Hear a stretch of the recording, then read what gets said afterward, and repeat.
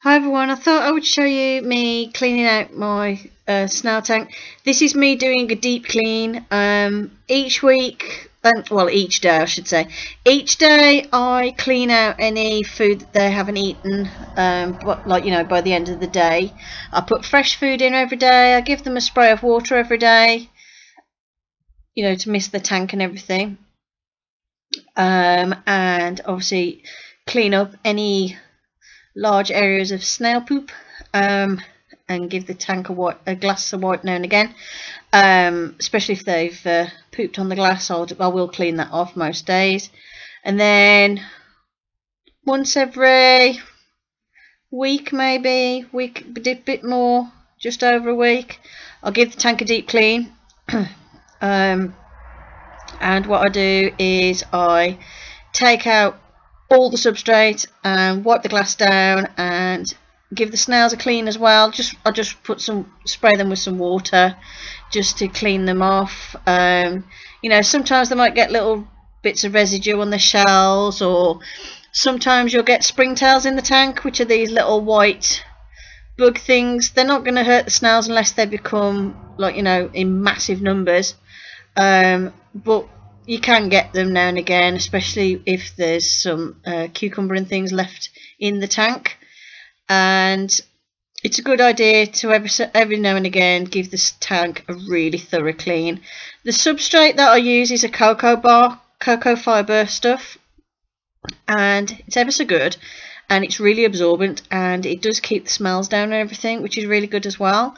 And I find I don't have to clean it as often using this substrate, although obviously I do still clean it, but I don't have to clean it like every single sort of couple of days or something. I can do it like once a week, once every week and a half roughly. And what I do is, once all the snails are out, I tend to have them crawling around on the piece of glass that I use as the lid for the tank. They don't get very far. I have to be quick, because if the snails are lively, then yes, I can have them wandering away. But I've usually cleaned the tank and put them back by the time they're under threat of escaping. So what I do is I only use water to clean the tank. I don't use anything else. Don't use any cleaning products or anything, because it's harmful to them.